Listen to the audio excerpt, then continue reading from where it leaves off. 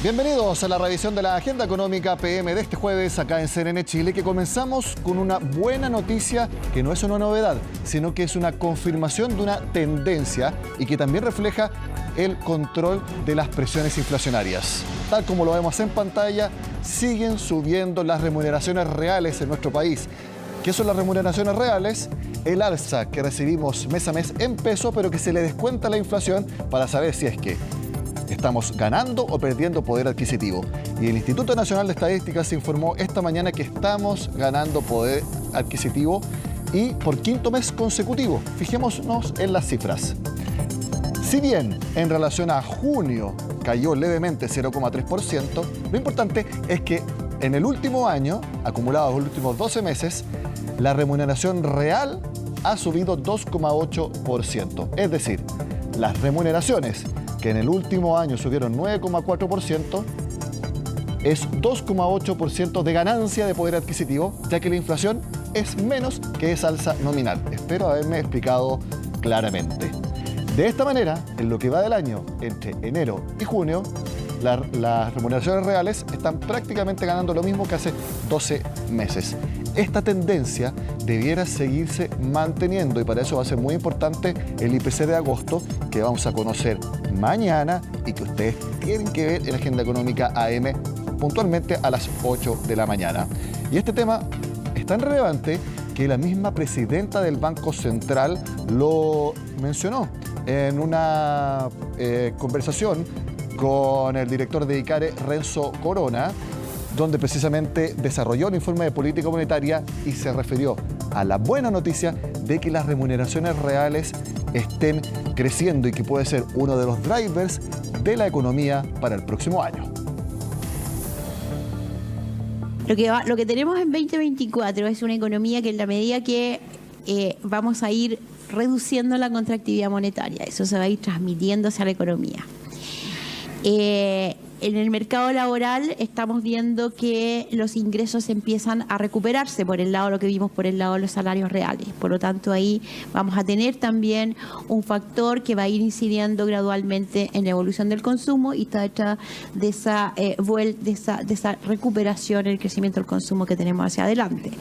Por el lado de la inversión vemos debilidad, pero dentro de esa debilidad vemos también algo en el catastro de bienes de capital, menos contractividad, un factor de incertidumbre que se mantiene acotado y eso también debiera llevar con más lentitud a cambiar el ciclo por el lado de la inversión en cifras que van a seguir débiles pero no contrayéndose como hemos visto hasta ahora. Precisamente este jueves hubo un rubro que informó que la caída en la inversión será menos profunda este año. Orlando Silva nos va a contar de qué se trata. ¿Cómo estás, Orlando? Hola, Nico, así es. Se trata de la construcción, porque hoy día en la mañana la Cámara Chilena de la Construcción, el principal gremio de esta industria, entregó una actualización de las proyecciones que tiene para este año y también para el próximo en esta industria. Tú lo decías, es una mejora en estas proyecciones, porque si en mayo de este año se esperaba una caída en la inversión total en el sector de 5,9%, hoy día esa proyección mejora en algo y pasa a un menos 4,5%, a una contracción de menos 4,5%. Una cifra que es mejor, pero que desde el gremio califican como que sigue siendo una cifra bastante mala y por eso no la veían con demasiado optimismo. ¿Cuáles son las razones que ellos justificaron este reajuste, esta corrección en sus proyecciones? Por un lado, la baja en la inflación más rápida de lo que se ha esperado. Sabemos ya en el IPOM que entregó el Banco Central que para fin de año esperamos una inflación de 4,5% aproximadamente y eso ha mejorado las proyecciones también con la consecuente baja y de ajuste en la tasa de política monetaria del Banco Central. Ya va la segunda baja consecutiva en la tasa de interés. Se espera que finalicemos el año cerca del 8% y también con los ajustes al alza en los montos de inversión que ha hecho por un lado el MIMBU y también la Corporación de Bienes de Capital. Eso es lo que señala la Cámara Chilena de Construcción, que ha mejorado las perspectivas en parte en este sector y junto con eso entregaron un documento con 25 propuestas para reactivar el sector, para mejorar la inversión en este sector, propuestas que van del lado de la inversión en infraestructura y también de la inversión en vivienda, tanto privada como pública. Por eso conversamos hoy día con el presidente del gremio, Juan Armando Vicuña, que nos explicó parte de estas medidas y también cuál es el objetivo que buscan con ellas. Temas relevantes que nosotros hemos mencionado, el tema de los permisos, la estabilidad de los permisos, o sea, la permisología y también la certeza jurídica que se necesita para hacer una inversión hoy día muy relevante. Tenemos que pasar de generar proyectos en 8 o 10 años, sacando permisos 8 o 10 años, pasar a un año para esos permisos. Por eso es tan relevante lo que está haciendo el Estado para poder dinamizar nuestra economía, que hoy día las tasas y los números que tenemos como crecimiento son realmente malos. Y eso tenemos que revertirlo. Esa es la mejor forma de reforma, más que una reforma tributaria, más que un pacto fiscal. El que la persona tenga empleo le va a dar mejores condiciones de vida, mejores condiciones económicas.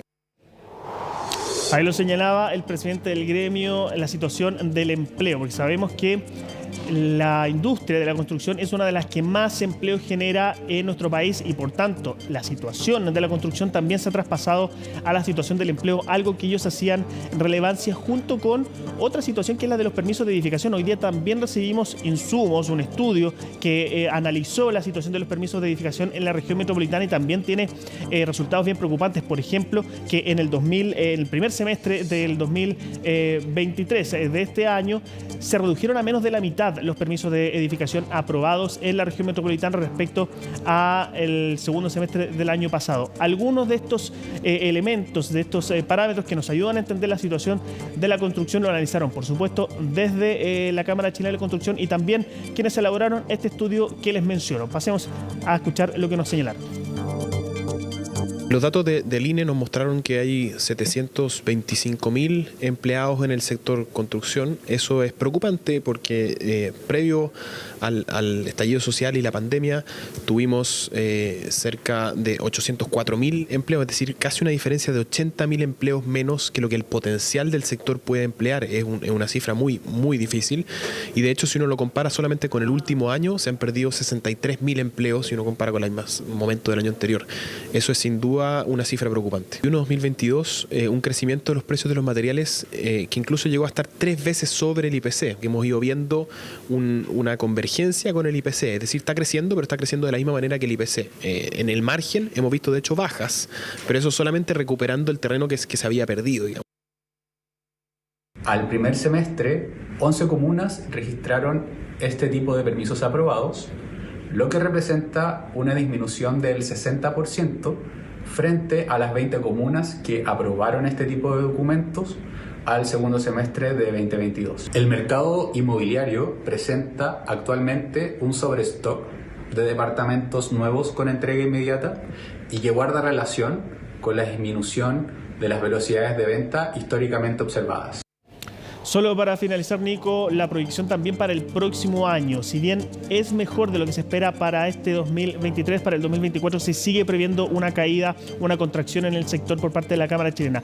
Una contracción en concreto de 0,5%. Ahora, si ya se hizo un ajuste, si ya los parámetros económicos están mejorando más rápido de lo esperado, como ellos señalaron, quizá podamos ver un ajuste para 2024 y ver números positivos. Sabemos que al menos en la economía nacional lo que espera el Banco Central es que ya el próximo año volvamos a crecer y por qué no esperar que esto se refleje también en el sector de la construcción y en el empleo que este genera. Muchas gracias por los detalles, Orlando, que esté muy bien. Nos vemos. Bueno, hemos hablado largamente acá en el programa de la reducción en la tasa de interés. Por lo tanto, queremos hacer un resumen de cómo están los distintos intereses que se cobran para los distintos tipos de crédito.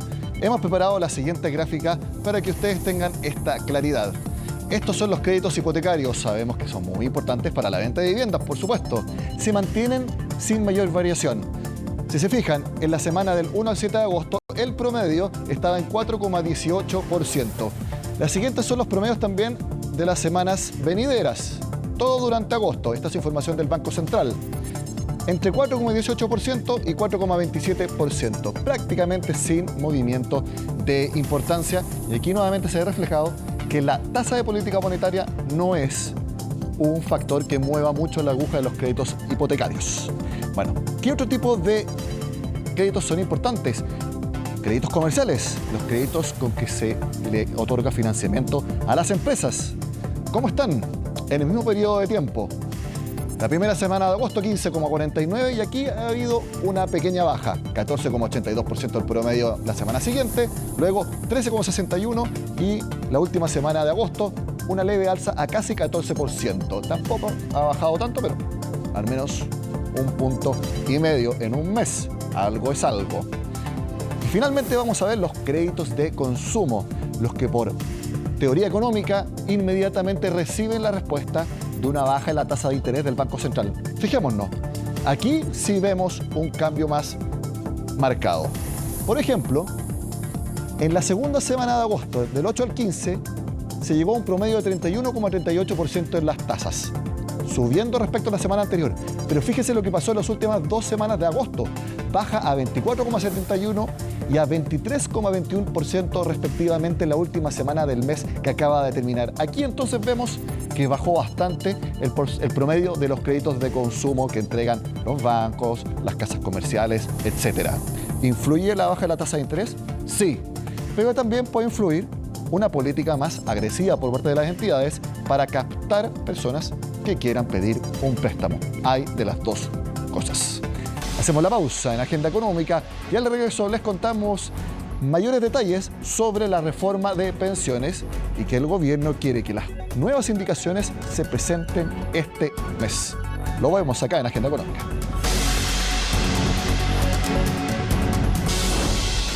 Como sabemos, el gobierno entregará a fin de mes las indicaciones para la reforma previsional. Y lo que ahora sabemos es que espera que el proyecto se despache desde la Cámara de Diputados al menos en noviembre, es decir, un trámite de 2 meses, tanto en la Comisión de Trabajo como en la sala misma. Todo lo cuenta Francisca Bahamontes. Claro, durante esta mañana se llevó a cabo este seminario en torno a la reforma previsional organizado por la SOFOFA, actividad de la cual participó, por supuesto, la presidenta de este gremio, Rosario Navarro, junto con la ministra del Trabajo, también Janet Jara, quien dio unas palabras al inicio de esta actividad. Hay que recordar que esta reforma ha tenido una larga tramitación, ha habido también diferencias importantes entre distintos sectores políticos en todo lo que tiene que ver con llegar a acuerdos en esta materia. De hecho, la ministra señalaba que la discusión se va a retomar a fin de este mes de septiembre en la Comisión de Trabajo de la Cámara y que el proyecto se va a separar en 2 iniciativas para poder agilizar o para poder alivianar un poco la carga de esta tramitación. Los invito entonces a que pasemos a escuchar las palabras de apertura en esta actividad de la presidenta de la SOFOFA y también de la ministra del Trabajo, Janet Jara. No queremos que pasen otros 17 años más para dar el siguiente paso para mejorar las jubilaciones de los chilenos. Tampoco queremos partir todo de cero como si hubiera que crearlo todo de nuevo. Con disposición al diálogo, poniendo en el foco a las personas, reconociendo los aciertos y deudas del pasado, podremos dar el siguiente paso que nos permita afirmar que en Chile nos preocupamos de quienes se han esforzado por tantos años, de quienes han trabajado duro y que en su vejez puedan tener condiciones dignas que reconozcan el aporte que han hecho al país. Como señalaba hace unos días atrás, el presidente ha dispuesto que el proyecto de ley se aliviane en su contenido y por tanto que ahora las indicaciones van a versar en particular sobre el seguro social, la división de la industria y la PGU, pero temas tan importantes como el pilar del ahorro voluntario previsional van a quedar para un segundo momento legislativo que esperamos también poder ingresarlo prontamente, pero que nos permita salir de los primeros temas de manera más rápida. ¿Por qué? Porque la gente necesita tener un ingreso que le permita llegar más tranquila a fin de mes. Porque hay mucha incertidumbre en la sociedad chilena y la incertidumbre no se instala solamente en los círculos empresariales, en los círculos de inversores, sino que también en los hogares, que no tienen cómo llegar a fin de mes tranquilos. Esta actividad se centró principalmente en un panel que contó con distintos expositores, entre ellos la ex ministra del Trabajo, y actual consejera de la SOFOFA, María José Saldívar, y también de David Bravo, un economista que se maneja también en estos temas, quienes realizaron distintos alcances en relación a la discusión de esta reforma. En el caso, por ejemplo, de María José Saldívar, ella señalaba que era importante que toda la discusión en torno a esta materia se centrara más bien en la clase media, porque las personas de más bajos ingresos, bajo su percepción, ya tenían una especie de cobertura más garantizada, sobre todo en lo que tiene que ver con la pensión garantizada universal, la conocida PGU. Por lo tanto, el foco ahora también en cuanto a lo que tiene que ver con el 6% de cotización adicional tenía que ver y tenía que centrarse en cómo se podía beneficiar desde este punto de vista a la clase media. Por otro lado, David Bravo señalaba algo también bastante relevante. Señalaba, por ejemplo, que toda la discusión que gira en torno a cómo se va a hacer esta división cobra una relevancia distinta en relación a las discusiones anteriores debido, por ejemplo, a la existencia de los retiros de fondos. Esto vino en el fondo a cambiar el escenario y el panorama de las posturas que tenían los partidos políticos antes de que se realizaran los retiros y ahora, por supuesto, después. Por lo tanto, había que tenerlo en consideración a la hora también de ir trabajando las distintas posturas en torno a esta reforma. Y también señalaba él un aspecto importante que dice relación con las personas mayores. Chile es uno de los países que está envejeciendo más rápido de acuerdo a cifras de distintos organismos, tanto nacionales como internacionales. Por lo tanto, hay que agilizar y hay que apurar la tramitación de esta reforma, pero también decía él que la urgencia no debería empujar a las autoridades a tomar decisiones tan apresuradas en el sentido de no poder darle el cauce necesario para que la reforma sea una reforma a largo plazo y no estar discutiendo estos temas nuevamente en un par de años más. Pasemos a escuchar entonces parte de esas declaraciones. Eso creo que cambia el juego. Entonces la urgencia no nos puede llevar a no mirar esto con un horizonte de largo plazo. No sacamos nada con finalmente llegar a un acuerdo con la buena voluntad de todos, ¿cierto? Y de todas las que están participando, si no nos preocupamos de que la piscina no se le esté sacando el tapón, digamos, cada cierto tiempo y simplemente se nos baja los fondos, digamos. Eso haría que cualquiera de esta discusión tan tortuosa, difícil, compleja, sea prácticamente fútil. Todas las soluciones van dadas para las pensiones de más bajo ingreso y no para la clase media, que es la que está financiando esta reforma. Súper claro. Pero ¿cuál es el problema? Que tenemos 6 puntos que se dicen los vamos a destinar a un seguro colectivo. Que uno puede estar a favor o en contra de eso. Pero si somos súper concretos, ese seguro colectivo debiera ser solo para quienes contribuyeron, ¿no es cierto? Bueno, la verdad que no está planteado así. Los parlamentarios de distintos sectores también fueron parte de este panel que yo les comentaba al inicio de este despacho.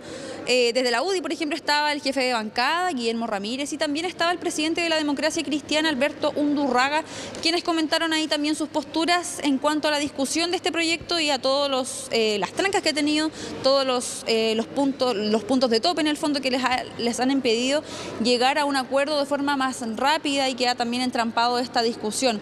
Por parte de la UDI señalaban, por ejemplo, que ellos estaban más abiertos a llegar a acuerdos, que había voluntad de diálogo por parte de esta oposición, algo distinto, él decía, a lo que había ocurrido en las tramitaciones de reformas de pensiones anteriores. Hay que recordar que esta es la tercera vez que se intenta impulsar una reforma de este tipo, que en 2 ocasiones en los gobiernos de la expresidenta Michelle Bachelet y del expresidente Sebastián Piñera, estas negociaciones y esta tramitación fracasó. Por lo tanto, él señalaba que aquí había voluntad para poder avanzar, pero que ahí había también que poner ojo en los puntos de tope, en qué es lo que cada partido, cada sector no está dispuesto a ceder y qué es lo que sí, en el fondo, están dispuestos a entregar para poder llegar a acuerdos. Los invito entonces a que pasemos a revisar parte de esas declaraciones. Lo digo con toda su letra. Esta oposición en materia de pensiones sí quiere llegar a acuerdo. Y la magia va a estar en la transición, pero estamos de acuerdo en cambiar la forma en cómo se cobran las comisiones. Le queremos proponer al gobierno que también le metamos ahí algún tipo de reforma a la forma en que se invierten los recursos. Estamos analizando con seriedad, vemos ahí algunos ripios el tema de la licitación de fondos. Estamos explorando el tema de la división de la industria. A mí personalmente no me gusta, pero tenemos algunas ideas ahí creativas que vamos a plantear sobre la mesa que ya están listas. Tenemos una serie de acuerdos en algunos temas. Estamos estudiando otros. Hay acercamiento y yo espero que lleguemos a acuerdo. Pero yo quiero ser muy franco y muy sincero respecto a esto. No vamos a firmar cualquier acuerdo. Solidaridad permanente vale 1 punto. Hay 5 puntos adicionales. Si uno dice, esos 5 puntos adicionales van solo a capitalización individual, le estamos resolviendo el problema a aquellos que están ingresando hoy día al mercado del trabajo. Sin embargo, el que está hoy día jubilado y que trabajó y que cotizó, etcétera, etcétera, recibe 10. Yo creo que no es justo y que no tiene viabilidad política. Tenemos que buscar una forma de resolver entonces el problema de aquellos que cotizaron, que están dentro del mercado laboral con las reglas, que hoy día están recibiendo una jubilación solo de 10. Entonces, por esa razón, nosotros planteamos que sea 3 y 3 y que el 3% solidaridad sea decreciente en el tiempo. Ya lo comentábamos al inicio, entonces, esta reforma volverá a retomar su tramitación a fines del mes de septiembre en la Comisión de Trabajo de la Cámara, pero desde el gobierno señalaron que se va a separar, se va a dividir más bien este proyecto en dos. Por una parte se busca tramitar con mayor agilidad lo que tiene que ver con lo que aumenta ahora el monto de las pensiones, decía la ministra. También lo que tiene que ver con el destino del 6%, también la reorganización de la industria, que es un tema también en el que hay distintos puntos de vista, y también el aumento de la pensión garantizada universal. Eso en primera instancia. Por otra parte, se va a presentar otro proyecto que busca revisar todo lo que tiene que ver con el pilar voluntario y también con la cobranza previsional, entre otros puntos que también son relevantes de esta reforma, pero que en el fondo, bajo el punto de vista de las autoridades, puede esperar un poquito más que los puntos que les mencionaba anteriormente. Entonces hay que quedar atentos a cómo se va a desarrollar esta discusión de este proyecto, que sin duda es uno de los más importantes de este gobierno. Antes de terminar la agenda económica, les cuento que el dólar sigue con alza muy fuerte. Casi llegó a 890 esta jornada, cerró en 887. Si bien el Banco Central ha dicho que no está por ahora preocupado por el precio del dólar, el punto es que si sigue así el tipo de cambio, puede nuevamente traer una presión inflacionaria.